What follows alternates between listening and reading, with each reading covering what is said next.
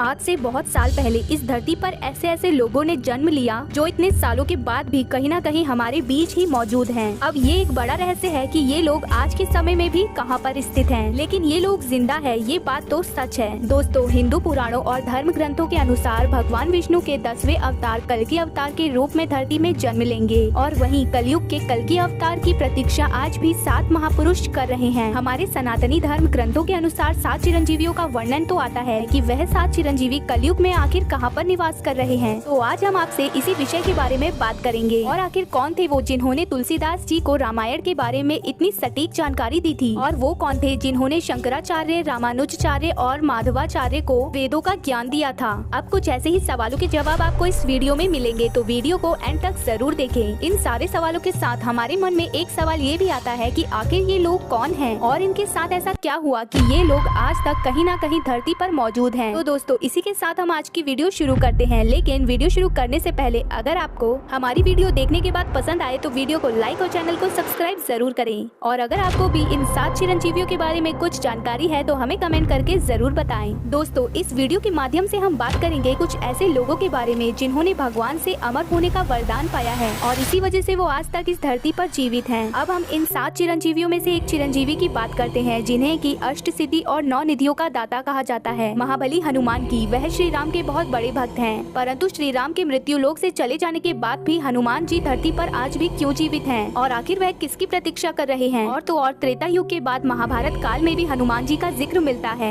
कहा जाता है कि उन्होंने भीम के साथ युद्ध किया। महाभारत के युद्ध के समय वह अर्जुन के रथ में भी सवार थे, जिसके कारण अर्जुन को कोई हरा न सका। भगवान श्री राम से बजरंगबली को कलयुग के अंत तक धर्म और राम कथा का प्रचार करने की आज्ञा मिली थी और इसका पता हमको महाभारत के वन पर्वत के 151 अध्याय में मिलता है। इसके अनुसार जब भीम द्रौपदी के लिए सुगंधित पुष्प लेने के लिए गंधमादन पर्वत पर गए थे, तब वहाँ पर उनकी भेंट हनुमान जी से हुई थी, जो वहाँ कदली वन में ही रहते थे। हनुमान जी ने ये सोचकर कि भीमसेन इसी मार्ग से स्वर्ग लोक की ओर न चले जाएं, वहाँ पर हनुमान जी ने उनका रास्ता रोका था और इसी के बाद हनुमान जी ने भीम को अपने विशाल स्वरूप के दर्शन दिए और चारों युगों के धर्मों का वर्णन भी किया। और जब भीम वहाँ से विदा लेकर जा रहे थे तो हनुमान जी ने उनसे कहा कि तुम अपने निवास स्थान पर जाओ और मेरा भी स्मरण करते रहना। और इससे हमें ये पता चलता है कि हनुमान जी कलयुग में भी गंधमादन पर्वत पर ही निवास करते हैं और जहाँ जहाँ प्रभु श्री राम का नाम लिया जाता है वहाँ पर वह उपस्थित रहते हैं। कहा यह भी जाता है कि हर साल 41 साल में बजरंगबली श्रीलंका के मातंग कबीले में ब्रह्म ज्ञान देने आते हैं। कलयुग के अंत में जब पाप की सीमा बढ़ जाएगी तब भगवान कल्कि अवतरित होंगे और तब बजरंगबली एक बार फिर से भगवान कल्कि के रूप में श्री राम जी के दर्शन करने आएंगे और तब श्री राम द्वारा दिए गए वचनों का भी कार्यकाल समाप्त हो जाएगा।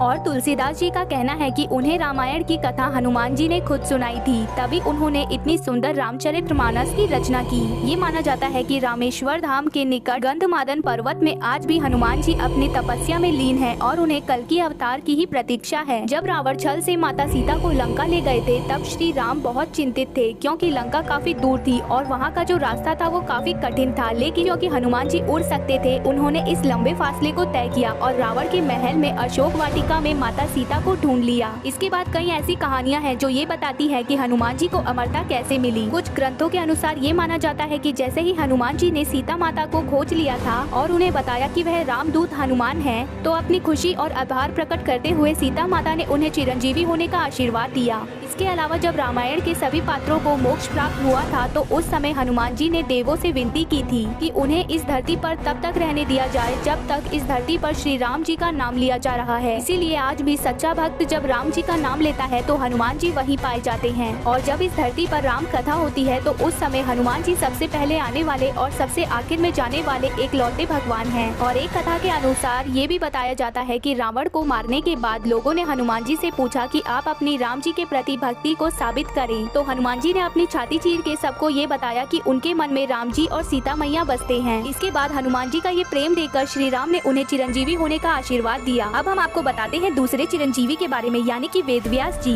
वैसे तो हम हर साल गुरु पूर्णिमा मनाते हैं, लेकिन क्या आप जानते हैं कि गुरु पूर्णिमा महर्षि वेदव्यास के जन्मदिन के रूप में मनाया जाता है। इन्हें वेदव्यास के नाम से इसलिए जाना जाता है क्योंकि इन्होंने ही चारों वेद, महाभारत, 18 पुराण और भगवत गीता लिखी थी। महर्षि वेदव्यास ने कल्कि के जन्म के पहले ही उनके अवतार के बारे में ग्रंथों में लिख दिया था। महाभारत के रचयिता पराशर और सत्यवती के पुत्र महर्षि वेदव्यास इंटेलिजेंसी, विजडम, विजन को दर्शाते हैं और वेदव्यास इसका संस्कृत में मतलब है वह व्यक्ति व्यक्ति जो वेदों को समझाता है। वेदव्यास जी को विष्णु जी के ही अवतारों में से एक अवतार के रूप में माना जाता है और विष्णु पुराण में ऐसा कहा गया है कि वेदव्यास एक ऐसे शीर्षक हैं जो हर युग में विष्णु अवतार में आए हुए वेदा संकलक को दिया जाता है। और क्या आप जानते हैं कि आज तक इस धरती में पूरे 28 वेदव्यास ने जन्म लिया है, जिसमें से महर्षि वेदव्यास 24वें अवतार हैं। और ऐसा माना जाता है कि वेदव्यास जी ने तीनों युगों को अनुभव किया है। जब त्रेता युग खत्म हो रहा था तब उनका जन्म हुआ और इसके बाद उन्होंने पूरा द्वापर युग देखा और फिर उन्होंने कलयुग की शुरुआत के समय भी देखे। और इसके बाद वेदव्यास जी के साथ क्या हुआ ये अभी तक किसी को नहीं पता।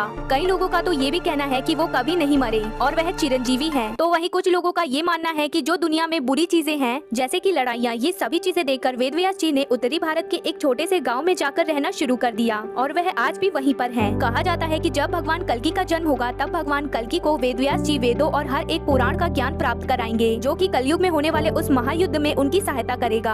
अब हम बात करते हैं कृपाचार्य की, जो कि कौरवों और पांडवों के शिक्षक थे। और अगर हम महाभारत में सबसे शक्तिशाली योद्धाओं की बात करें तो इनका नाम भी उसमें शामिल है। कृपाचार्य को संस्कृत ग्रंथों में चिरंजीवी के रूप में बताया गया है। भागवत के मुताबिक कृपाचार्य की गणना सप्त ऋषियों में की जाती है और कहा जाता है कि वह इतने बड़े तपस्वी थे कि उनको उनके तप के बल पर चिरंजीवी होने का वरदान मिला था। और कृपाचार्य के बारे में एक खास बात और है जो कि उनके जन्म से जुड़ी हुई है। कृपाचार्य का जन्म किसी मानव गर्भ से नहीं हुआ था, बल्कि उनका जन्म हुआ था उनके पिता शरदवान के जमीन पर गिरे हुए वीर्य से, जिसने कि उन्हें महाभारत का एक अनोखा योद्धा बनाया। और ऐसा नहीं है कि महाभारत में कोई मानव गर्भ की जगह किसी और तरह से उत्पन्न हुआ हो, लेकिन एक ऐसी खास बात है जो कृपाचार्य को स्पेशल बनाती है। वह किसी भी तरह का भेदभाव को बढ़ावा नहीं देते हैं और इसीलिए कई लोगों का ये भी मानना है कि उनकी निष्पक्षता के आधार पर उन्हें चिरंजीवी होने का अवतार मिला था। और कलयुग में कृपाचार्य अधर्म का नाश करने में कल्कि अवतार की सहायता करेंगे। भले ही कृपाचार्य ने युद्ध कौरवों के साथ लड़ा, लेकिन उन्होंने पांडवों के साथ कभी भी अन्याय नहीं किया। और उनके इसी भाव को देखकर कहा जाता है कि भगवान श्री कृष्ण ने उन्हें अमरता का वरदान दिया।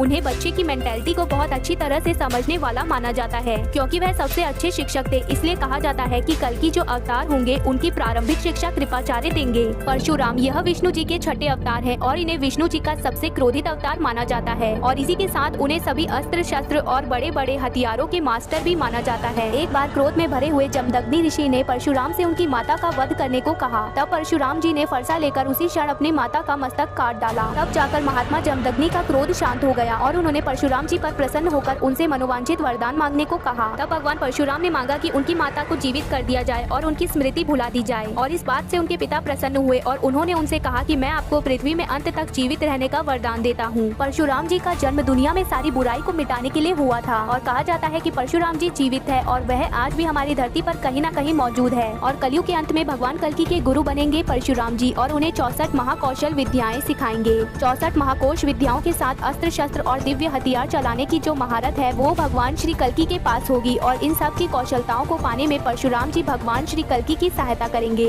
रामायण काल में श्री राम ने परशुराम जी की संपूर्ण तपस्या भंग कर दी थी और उनसे विष्णु तत्व भी छीन लिया था। उसके बाद वह श्री राम की आज्ञा लेकर महेंद्र पर्वत पर पुनः तपस्या करने चले गए थे। अब हम अगले चिरंजीवी की बात करते हैं, यानी कि राजा बलि। राजा बलि श्री हरि भक्त प्रहलाद के वंशज थे और उन्होंने अपने बल से तीनों लोगों को जीत लिया था। और तो और उनको बहुत बड़ा दानवीर भी माना जाता है। असुरों के राजा बलि को अपार शक्तियों का स्वामी माना जाता है, लेकिन वह धर्मात्मा भी है। एक बार राजा बलि के गुरु शुक्राचार्य ने उनसे विश्व विजय यज्ञ करने को कहा, जो यज्ञ करने के बाद पूरी पृथ्वी में उनका वश हो जाता। और अपने गुरु की बात मानकर उन्होंने इस यज्ञ की तैयारी की, लेकिन इस यज्ञ की बात सुनकर सभी देवी देवता परेशान हो गए और अपनी परेशानी लेकर वो भगवान विष्णु के पास गए और उन्होंने उनसे मदद मांगी। और उस समय भगवान विष्णु ने देवताओं की ये समस्या को देखकर वामन अवतार लिया और यज्ञ के दौरान सब ब्राह्मण अपने लिए राजा बलि से कुछ न कुछ दान में मांग रहे थे, जो कि राजा बलि उन्हें दे भी रहे थे। तो उस समय जब दान मांगने की बारी वामन देवता की आई तो उन्होंने बस 3 पग भूमि ही राजा बलि से दान में मांगी। तो ये बात सुनकर राजा बलि और वहाँ पर उपस्थित सारे ब्राह्मण हंसने लगे। तो उस समय राजा बलि ने वामन देवता से कहा कि आप अपने छोटे छोटे पैरों से कितनी भूमि नाप लेंगे,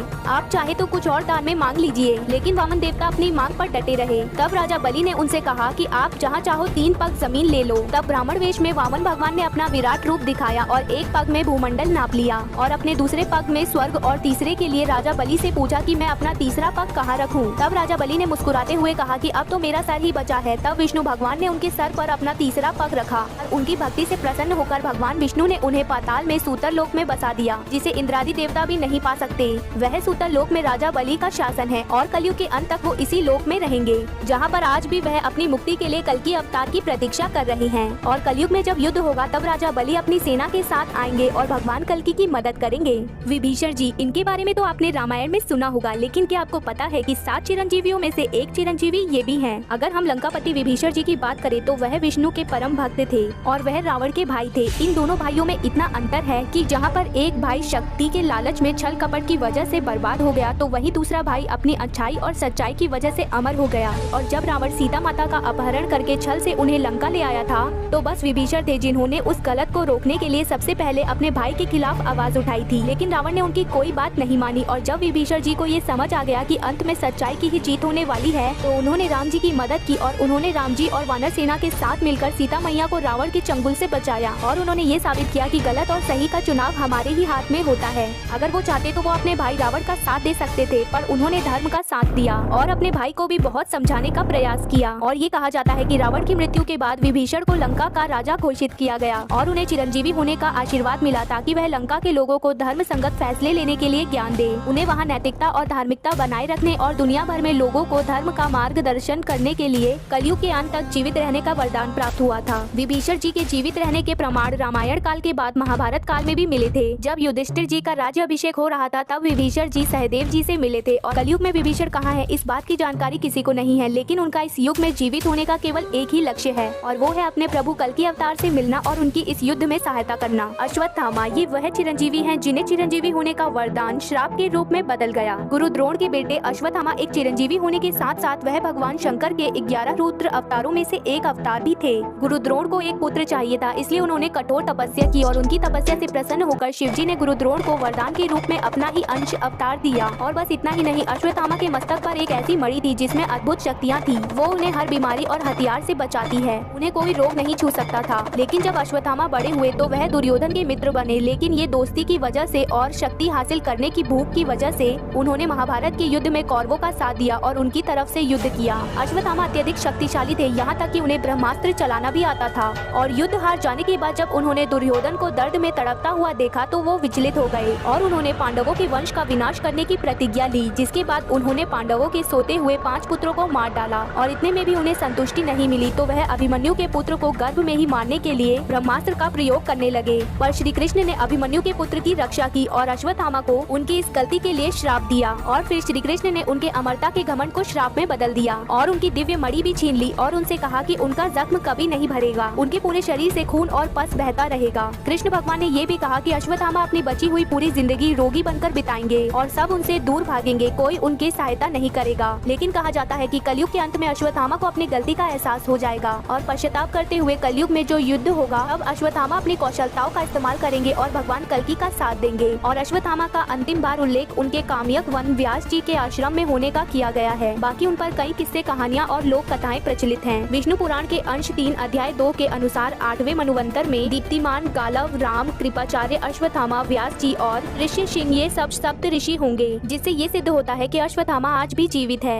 और बहुत सी चौंकाने वाली बातें कुछ साल पहले की थ्योरीज में भी सामने आई है, जिसमें मध्य प्रदेश के एक डॉक्टर ने बताया कि उन्होंने अश्वत्थामा को देखा है। उन्होंने कहा कि कुछ साल पहले उनके पास एक पेशेंट आया था जिसके सर पर एक जख्म था और उन्होंने ये भी कहा कि बहुत से ट्रीटमेंट और दवाइयों के बाद भी उसका जख्म भर नहीं रहा था। तो एक दिन उस डॉक्टर ने उनसे मजाक में पूछ लिया कि आपका जख्म भर नहीं रहा, कहीं आप अश्वत्थामा तो नहीं? तो इसके बाद वो डॉक्टर ये बताता है कि कुछ ही देर में वो मरीज कहाँ गया ये किसी को भी पता नहीं चला और न ही हॉस्पिटल में मौजूद लोगों ने उसे वहाँ से बाहर जाते हुए देखा। ऐसे ही अश्वत्थामा से जुड़ी एक मान्यता और है कि मध्य प्रदेश के आसिरगढ़ किले में मौजूद प्राचीन शिव मंदिर में भगवान शिव की पूजा करने आते हैं अश्वत्थामा और अश्वत्थामा अपनी मुक्ति के लिए कल्कि अवतार की ही प्रतीक्षा कर रहे हैं। अश्वत्थामा भगवान शिव का एक लौता ऐसा अवतार है जिसकी पूजा नहीं की जाती, परंतु कलयुग में कल्कि अवतार के साथ अश्वत्थामा का एक ऐसा अहम गुण होगा जिसकी आने वाली पीढ़ी गुणगान करेगी। और इसी तरह ये सभी चिरंजीवी कहीं न कहीं धरती पर आज भी मौजूद है और भगवान कल्कि की प्रतीक्षा कर रहे हैं। और ये सभी बातें हमें कलयुग में होने वाले उस महायुद्ध का भी प्रमाण देती है। तो इसी के साथ दोस्तों, अगर आपको वीडियो पसंद आए तो वीडियो को लाइक और चैनल को सब्सक्राइब करें और हमें कमेंट कर जरूर बताएं कि आपको वीडियो कैसी लगी है। मिलते हैं ऐसे ही अमेजिंग टॉपिक के साथ हमारी नेक्स्ट वीडियो में।